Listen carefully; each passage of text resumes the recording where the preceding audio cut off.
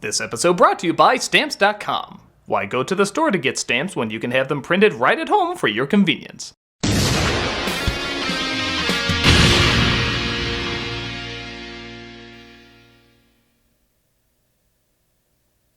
Hello, I'm the Nostalgia Critic. I remember so you don't have to. When Deadpool and Wolverine came out, it was not only a big hit, but it was also a fond farewell to the Marvel movies that weren't under the Disney name. There were cast members from many of the films, cast members from films that weren't even made, and even behind-the-scenes footage that paid tribute to what an impact these movies had. And this, of course, begs the question, why are we pretending these were good?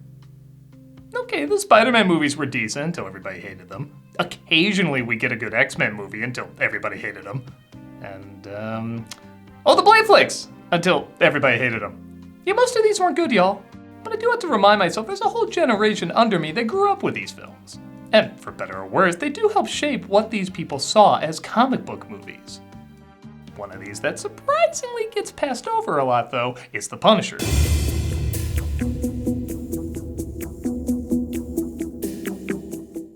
Not because people say it was a masterpiece or anything, but the film was a big enough success that it got a sequel. And I think many can agree for a 2004 movie, it is very much a 2004 movie.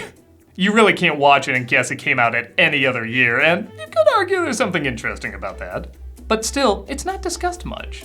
And I guess I never bothered to check it out because, one, I don't know that much about The Punisher, and two, it didn't exactly get the best reviews. But because people seem to have nostalgia for comic book movies of this era, I guess it does make sense to look back and see why. So let's trade a Dolph Lundgren for a John Travolta. We'll see who gets more laughs. This is The Punisher.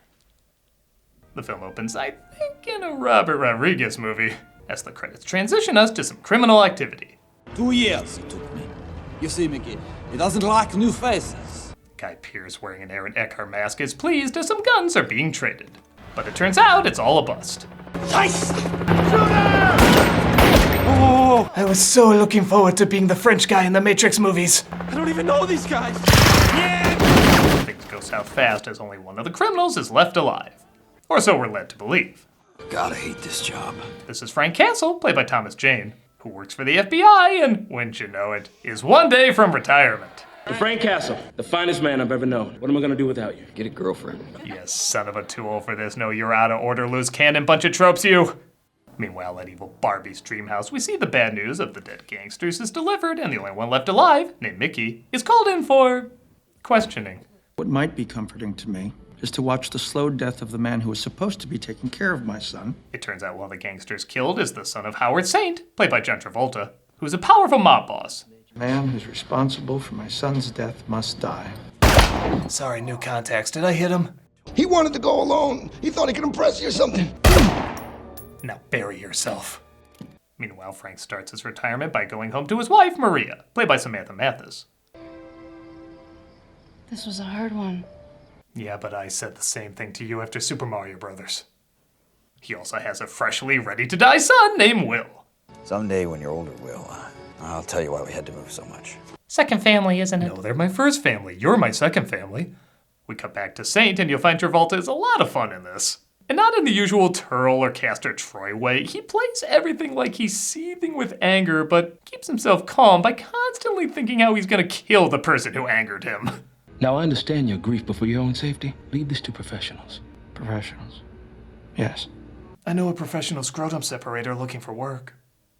Back with Frank, he goes to a family reunion, with his father, played by Roy Schneider, making a toast. I just want to say that I'm very happy that you're all here. I'm very proud that you're all here. I love you. Now let's all continue to be alive in the most alive way that we can. To being alive, and not the other thing that's not alive. I lost so much time with both of you. I married you. I knew what I was doing, and I'd do it again. Till something do we part. It doesn't matter, it's never gonna be an issue anyway. Saint finds out who Frank is, though, and orders him to be killed. His wife, Livia, even says, throw the whole family in there while you're at it. His whole family. Is this what you want? He said that like, are you sure? You might get a tummy ache if you kill the whole family. You know what I asked when I first read a Punisher comic? Why does he have a skull on his shirt? I really need that explained. The guy in the shop said it wards off evil spirits. It also might just look cool if you kill a guy while wearing it. Not everything needs an origin story. The monsters, of course, find his family and start shooting him up. Slight delayed reaction. It's like Looney Tunes. He had to realize he'd been shot before gravity took over. How about a nice bar by you? Before you're cooked into Michael Myers' dummy double. Most of his family is wiped out, including his wife and son. Yeah, maybe my wife and kid are under those pancakes. Oh no! They shoot him as well and blow the place up. By the way, all this...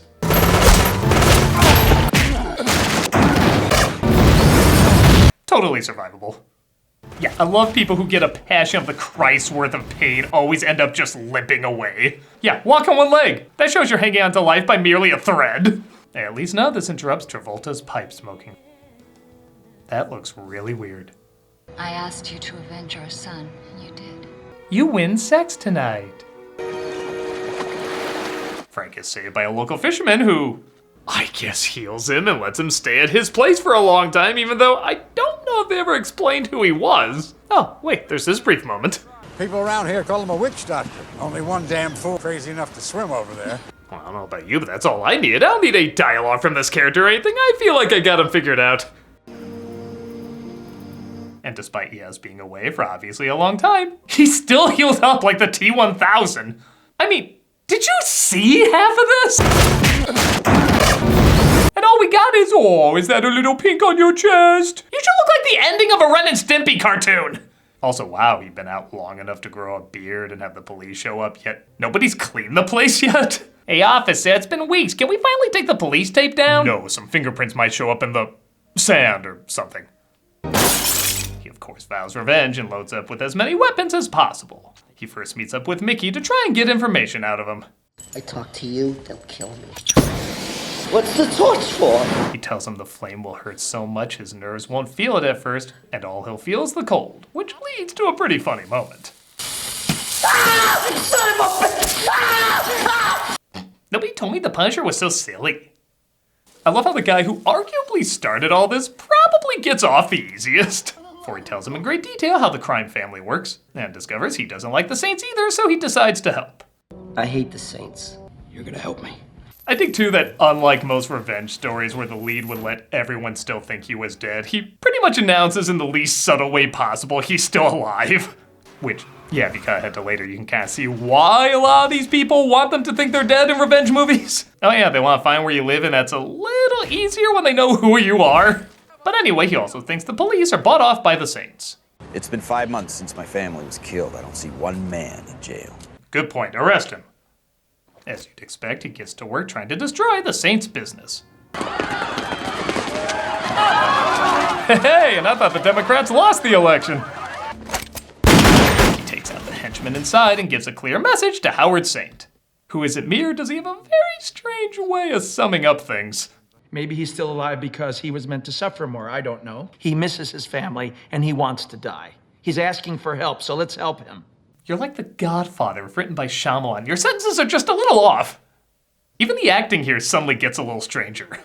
We want our money back, all right? Do you want us to find another banker? No. Okay. Did everyone get hit with the just a little weird ray today? Frank sees his awkward but still friendly neighbors are in trouble with an angry ex, so he decides to help them out. Shouldn't play with knives. They don't shoot bullets very well. This is Joan, Dave, and I kid you not, Bumpo. And Bumpo's the... Well, you can probably figure out which one Bumpo is. That sounds like Dumbo's horny brother. How am I supposed to take any movie with that name seriously? Oh, also, bet you didn't know this was a musical. I can hear what you're thinking, all your doubts and fear. This is like a choose your own adventure, except it takes you to different genres. This is Harry Heck. Okay, how many of these characters' names are Cartoon Network shows? Who says he wrote that song for him, he'll sing it at his funeral, and then goes away. Oh, he also tries to kill him a second later. Yeah, I guess I shouldn't expect a series where the main character looks like this to be subtle. Bring a knife to a gunfight. I wrote a song about this. It goes, I'll sing it at my funeral. It's important to have flexibility in your job. Take me, for example. Every day I work, cry, work, stare into the empty void of my nothingness, then catch up. If I didn't have that flexibility, I wouldn't be able to do those things you're questioning right now. Stamps.com understands that. With Stamps.com, tedious tasks like sending certified mail, invoices, checks, or documents and packages can be done on your time, not somebody else's. Stamps.com simplifies your postage needs and adds valuable flexibility back into your workday. Okay, that's not my real work schedule. I cry twice. Stamps.com does more than just small business mailings. They handle all your mailing and shipping needs whenever, wherever. Seamlessly connect with every major marketplace and shopping cart if you sell products online. Access all USPS and UPS services you need to run your business right from your computer or phone anytime, day or night. No lines, no traffic, no waiting, no crying. There's no crying in YouTube! Take care of mailing and shipping wherever you are, even on the go with the Stamps.com mobile app. All you need is a computer and printer. They even send you a free scale. Easily schedule package pickup through your Stamps.com dashboard. Automatically see your cheapest and fastest shipping options from different carriers. I'm so excited for the next line coming up. This one, isn't it great? Oh wait, it's the next one! I have even more to look forward to! It's easy to choose the best rates with Stamps.com Rate Advisor. No more tedious postage math. Rate Advisor helps you calculate the best shipping rates fast. Get rates you won't get anywhere else, like up to 88% off USPS and UPS. Please use this section to decide what color text you want the next part to be in. Sign up at Stamps.com and use the code Nostalgia for a special offer that includes a 4-week free trial, plus free postage, and a free digital scale, no long-term commitments or contracts. Just go to Stamps.com and use the code Nostalgia. Well, I think that was an appropriate amount of time for you at home to try and figure out whether or not this beer looks good. Well, tell me! More of Saint's businesses literally keep blowing up in his face, making his clients more angry and resulting in still kind of odd dialogue. And Mike, if you don't like it, just remember one thing. I've got more guns than you do. This is how 10-year-olds play gangster. Hey, I'm king of the mafia because I have more guns than you. His neighbors try to reward Frank for helping them out by making him dinner. I'd like us to all say what we're thankful for. I'm thankful to be alive this year. Cool, my family isn't next.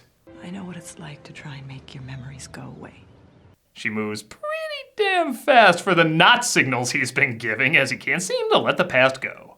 However, a Popeye villain enters to remind him the past isn't done with him either.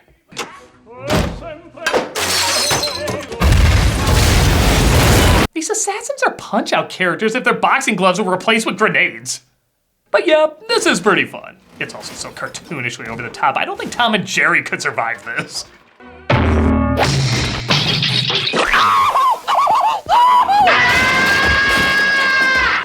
Frank finally defeats him, but other men are on their way, so the neighbors try to hide him. Where's Castle?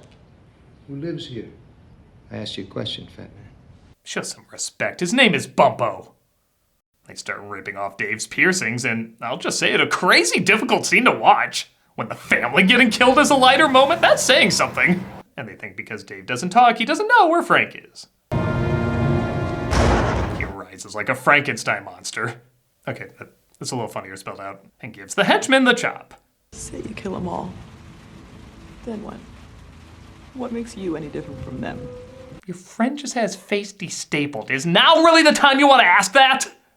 Frank slowly but surely plants evidence to make it look like Howard's wife is seeing his hitman Quentin. This causes them naturally to turn against each other. Have you lost your mind? I give you everything, but it wasn't enough. Might live. Well, this wasn't how I planned coming out, but got some news for you. Don't do this. Don't do this. You know, is it odd that the most brutal scenes in this movie aren't from The Punisher? Of course, he confronts Olivia next. I'm sure they'll talk it out. She could survive that. I don't think she's coming back. Frank Castle is dead. He died with his family. This might sound like a weird criticism, but I think the music is a little too heroic for this character. I'm not even against him being a vengeful, blood-hungry rebel. I'm just against music scoring him like he's the 1990 Captain America movie. Not vengeance. Punishment. I just saw a woman get literally railroaded. This is not a charming adventure. I bet Orson Welles would get his lines right in that champagne commercial if this happened every time he didn't. Oh. The French. Frank shoots up the henchman, even makes some of them sing opera. he could have an album with that voice. And he goes after Howard's other son who left him for dead on the docks. You look like a strong kid. You must work out. Personnel mine weighs 8 pounds. Try holding it with an outstretched arm. Hell of a workout. I'd love to have you as my spotter. Finally, he goes after the big man himself. You killed my son. Both of them. 3, actually. I just found out my wife was pregnant. This all builds up to a gigantic, epic, guess we're done. And now I've killed you. They didn't touch you yet. Well, okay, he does drag him through a literal sea of exploding cars, which honestly just feels like an excuse to have some exploding cars, but on the bright side, look, an excuse to have some exploding cars. But on top of the effects, not exactly looking the best. It ends on this lame visual. You didn't need that. It looks like Xenomorph Garfield. For the one person flying overhead, it'll be like, okay, another day in Tampa. He plans to axe himself off too, but he gets a vision of his wife saying, "Stop it." Which looks very much like a scene that was shot for something else, but I don't know, we had to edit something in there to have this line make sense. You're right. Good memories can save your life. I was gonna pull the trigger, but then I randomly remembered. I need to live in a world with that in it. He says he's off to punish others who practice injustice, but he left a ton of money for them before he left.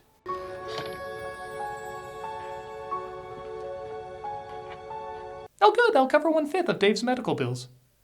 I like the last scene. It's supposed to be the big hero moment staring out in the city like you saw in all superhero movies at that time, but because they have no music, it sounds like he's recording a podcast with no views. Frank Castle is dead. Call me the Punisher. Please. I'll sub to your channel if you sub to mine. Nah, too late. You made it weird. First you had the musical score to Steel, then you have absolute silence, and now you have heavy metal? This isn't a soundtrack, it's a random setting on Spotify.